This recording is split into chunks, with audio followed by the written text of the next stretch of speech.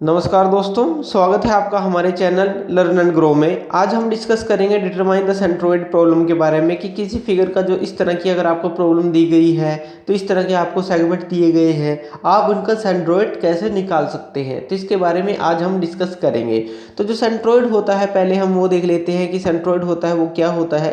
देखिए, मान लीजिए कोई लाइन है, यानी कि कोई लेंथ है, कोई एरिया है, कोई वॉल्यूम है। ये वो पॉइंट होता है जहाँ पे एज्यूम करते हैं कि जो टोटल लेंथ है या टोटल एरिया है या टोटल वॉल्यूम है, हम एज्यूम करते हैं कि वहाँ पे वो कंसंट्रेट करता है, तो इसको हम सेंट्रोइड बोलते हैं। अगर इस तरह की प्लेन फिगर है जिसके पास कोई ना मास है ना कोई वेट है, तो इस तरह का जो पॉइंट होता है जो इस पे एज्यूम करते हैं कि पूरी लेंथ, पूरी एरिया, पूरी वॉल्यूम कंसंट्रेट करती है, उसको हम सेंट्रोइड बोलते हैं।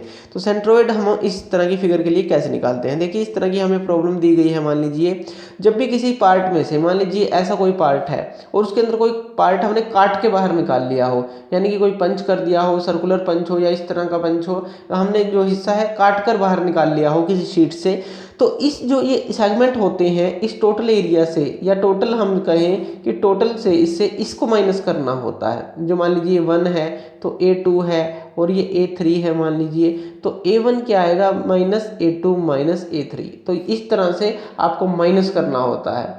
तो माइनस करने के बाद ही, क्योंकि ये काट कर बाहर निकाला है, तो ये चीज़ें इसमें से माइनस होती हैं। तो ये आपको ध्यान रखना है। अगर जैसे कि इसमें दिखाया गया है, देखिए ये पूरा एक रेक्टेंगुलर है। जब आप इसको बनाएंगे इस सेगमेंट को इस तरह से, तो एक पूरा एक इस तरह का रेक्टेंगल है जिसमें से ये सेमी सर्कल काट के निकाल दिया और ये एक ट्रायंगुलर पीस काट के निकाल दिया। तो ये इसका जो फॉर्मूला बनेगा एक्स बार और वाई बार का, उसमें माइनस के साइन आएंगे, जैसे कि हमने पहले यूज़ किए थे वो प्लस के थे। कैसे, जो उसका फॉर्मूला क्या बनेगा, जो एक्स बार का फॉर्मूला है वो बनेगा A1 x1 minus A2 x2 minus A3 x3, यानी कि यहाँ माइनस आ जाएगा। वैसे हम फॉर्मूले में क्या यूज़ करते थे, प्लस, तो ये आपको ध्यान रखना है कि हम माइनस आएगा। इसी तरह से नीचे क्या आएगा, A1 minus A2 minus A3। इसी तरह से अगर आप वाई बार की बात करें तो वाई बार का जो फॉर्मूला है वो क्या बनेगा, A1 y1 minus A2 y2 minus A3 y3 बनेगा और divide by A1 minus A2 minus A3 बनेगा। अब देखिए इसमें A क्या है, जो एरिया है हर एक सेगमेंट का, यानी कि जैसे मान लीजिए आप इसमें से कोई भी जो सेगमेंट ले लेते हैं, फर्स्ट आप सेगमेंट ले लेते हैं, रेक्टेंगुलर सेगमेंट ले लेते हैं, तो A1 जो एरिया होगा इस रेक्टेंगुलर सेक्शन का होगा। और सेकंड आप ले लेते हैं मान लीजिए A2, यानी कि सेमी सर्कल ले लेते हैं, तो A2 जो है वो इस सेक्शन का एरिया होगा, इस सेगमेंट का एरिया होगा।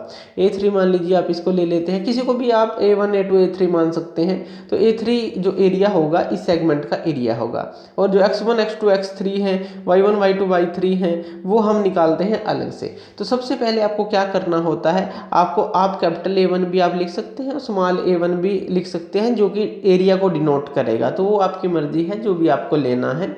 तो इसके अंदर सबसे पहले आपको निकालना है A1 निकालना है, A2 निकालना है और A3 निकालना है। उसके बाद आपको x1 निकालना है, y1 निकालना है, x2 निकालना है, y2 निकालना है, x3 निकालना है, y3 निकालना है। तो ये चीज़ें आपको चाहिए अगर आपको x बार और y बार निकालना है। x बार और y बार वो पॉइंट हैं जहाँ पे ये कोइंसाइड करेंगे।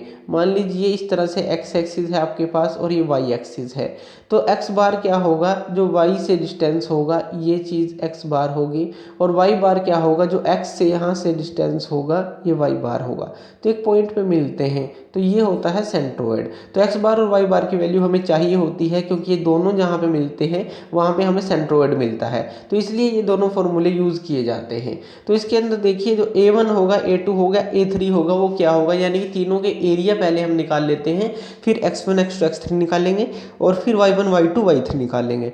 तो A1 क्या आएगा, A1 क्या है, देखिए रेक्टेंगुलर सेक्शन है, ये 150 है और ये 90 30 120 और 30 150 है, यानी कि 150 इंटू 150 जो आपका आएगा रेक्टेंगुलर सेक्शन का एरिया आ जाएगा, यानी कि आपके पास आ जाएगा 225 0 0।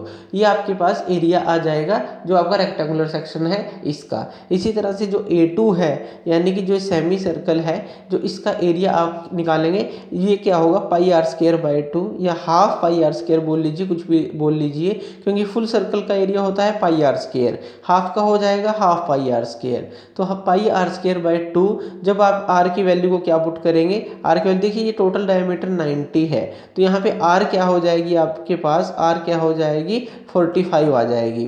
तो आर 45 है, यहाँ पे जो रेडियस है वो 45 है और जो डायमीटर है वो 90 है। तो पाई आपको वैल्यू पता है 3.14, आर की वैल्यू है 45, इसका स्क्वायर हो जाएगा बाय 2। आप इसको सोल्व कर लेंगे, जो इसको सोल्व करने के बाद आपके पास वैल्यू आएगी वो लगभग आएगी 3179.25। तो आप इसको सोल्व करके देख लीजिएगा, लगभग इतनी वैल्यू आ जाएगी। तो A2 भी आप निकाल लेंगे हाफ पाई आर स्क्वायर से, आपके पास सारी वैल्यू है आप निकाल लेंगे। अब A3 आप निकाल लेंगे। A3 क्या है, A3 देखिए यहाँ पे ट्रायंगुलर सेक्शन है, ट्रायंगुलर सेक्शन का जो एरिया होता है क्या होता है half into B into H, यानी कि half into base into height. जब आप इसको निकालेंगे हाफ इंटू बेस क्या है यहाँ पे ये बेस है देखिए, क्योंकि आपने ये एक्स एक्सिस माना है, यहाँ पे एक्स एक्सिस मान लीजिए, आपको दो एक्सिस मानने होते हैं ताकि आप एक्स बार और वाई बार को निकाल सकें और सेंट्रोइड को निकाल सकें जहाँ पे कट करें। और ये आप वाई एक्सिस ले लीजिए, तो देखिए यहाँ पे 0 है, तो इस तरह से चलेंगे, ये वर्टेक्स है, तो इसके सामने बिल्कुल ये बेस है। तो बेस यहाँ पे ये टोटल कितना है 150, ये है 100, तो 150 माइनस 100 कितना हो जाएगा, ये 50 आ जाएगा। यानी कि जो हाफ इंटू जो बेस है वो यहाँ पे 50 आएगा, और जो हाइट है वो कितनी रहेगी, देखिए यहाँ 50 है और ये टोटल कितना है 150, तो 50 है तो यहाँ पे कितना बचा 100, तो हाफ इंटू 50 इंटू 100। तो आप जब इसको सोल्व करेंगे तो आपके पास वैल्यू आ जाएगी लगभग 2500। तो आप इसको भी सोल्व करके देख लीजिएगा, अगर कोई मिस्टेक हो तो आप ठीक कर लीजिएगा। तो half into B into H, यहाँ भी एरिया आपने निकाल लिया, यहाँ भी एरिया आपने निकाल लिया, यहाँ भी एरिया निकाल लिया, यानी तीनों जो सेगमेंट है उनका आपने आसानी से एरिया निकाल लिया, आपके पास सारी वैल्यू दी हुई थी। अब आपको x1 निकालना है, x2 x3, y1 y2 y3, और इन वैल्यूज को निकाल के देखिए a1 a2 a3 आप निकाल चुके हैं, a1 a2 a3 आपका यहाँ पुट अप हो जाएगा जहाँ भी a1 a2 a3 है। अब आपको चाहिए x1 y1 x2 y2 x3 y3, ये चीज़ें चाहिए, तो ये चीज़ें अब हम निकालेंगे ताकि हम x बार और y बार को निकाल सकें। तो x1 क्या आ जाएगा, देखिए रेक्टेंगुलर सेक्शन के लिए हम क्या करते हैं, सीधा हाफ कर देते हैं, x के डायरेक्शन में भी और y के डायरेक्शन में भी, तो वो आपका x1 आ जाता है। अगर x की डायरेक्शन में हाफ करते हैं, y1 की डायरेक्शन में हाफ करते हैं, तो वो y1 आ जाता है रेक्टेंगुलर के केस में। तो इसके अंदर देखिए x की डायरेक्शन में 150 है, तो x1 क्या आ जाएगा 150 बाई 2, यानी कि 75 आपके पास x1 आ जाएगा। इसी तरह से y1 की बात करें, y1 भी क्या है यहाँ 150 है, तो 150 बाई 2 यानी कि 75 आपका y1 आ जाएगा। तो आसान है, तो x1 y1 आप आसानी से रेक्टेंगुलर के केस में निकाल सकते हैं। अब सेमी सर्कल की बात करते हैं। सेमी सर्कल क्या है, देखिए सेमी सर्कल के जो केस होता है, सेमी सर्कल का जो सेंट्रोइड पॉइंट होता है वो हम मानते हैं 4r/3π होता है, 4r/3π। r क्या है यहाँ रेडियस है। तो इसी तरह से देखिए ये सेमी सर्कल इस तरह से है, अब इस एक्सिस से लगभग यहाँ पे सेंट्रोइड होगा, यानी कि 150, अगर हम एक्स एक्सिस की बात करें तो 150 माइनस, ये तो पूरा 150 है लेकिन इससे पीछे की तरफ है, 150 माइनस 4r/3π, 4r/3π, तो ये आ जाएगा 150 माइनस 4r/3π, क्या आ जाएगा आपके पास, जो कि x2 आएगा। तो जब आप इसको सोल्व करेंगे ये लगभग 130.9 के करीब आ जाएगा। आप इसको सोल्व करके देख लें, अगर कोई भी मिस्टेक होगी तो आप प्लीज़ ठीक कर लीजिएगा। तो 130.9 के लगभग ये आ जाएगा। इसी तरह से आपको y2 निकालना है। अब यहाँ x हम एक्सिस से हमने निकाल लिया था कि ये कितना है 4r/3π है, x एक्सिस ये है, तो 150 माइनस ये पॉइंट हो गया, यानी 150 माइनस 4r/3π हो गया। अब y एक्सिस में इसका जो हमारा यहाँ से यहाँ तक हाफ है, यानी कि जो y2 होगा वो क्या होगा 30 प्लस, यहाँ से यहाँ तक 30 है, तो 30 प्लस जो इसका बिल्कुल मिडिल पॉइंट है 30 प्लस जो इसका मिडिल पॉइंट है वो कितना है 45 पे है, तो 30 प्लस 45 यानी कि r, 30 प्लस r आप इसको बोल सकते हैं। तो ये क्या आ जाएगा 75 आपके पास आ जाएगा। तो 75 वैल्यू आपके पास y2 की आ गई। तो इस तरह से आपने x2 और y2 निकाल लिया। अब बारी आती है x3 और y3 की, यानी कि ट्रायंगुलर के केस में। ट्रायंगल के केस में क्या होता है, ट्रायंगल के केस में जो हमारा सेंट्रोइड पॉइंट होता है, अगर हम बेस से बात करें, अगर जैसे मान लीजिए ट्रायंगल है तो बेस से बात करें तो वो b/3 पे होगा, यानी बेस/3 पे होगा। अगर हाइट की बात करें, ये हाइट है तो हाइट की बात करें तो ये h/3 पे होता है। तो ये भी आपको ध्यान रखना है। तो इसी तरह से जो x3 आएगा, x3 क्या आएगा, x3 अब यहाँ पे देखिए, यहाँ पे b/3 है, यहाँ पे ये 0 है और ये आपका ये x एक्सिस है और ये y एक्सिस है। तो यहाँ पे आपको x3 और y3 निकालना है।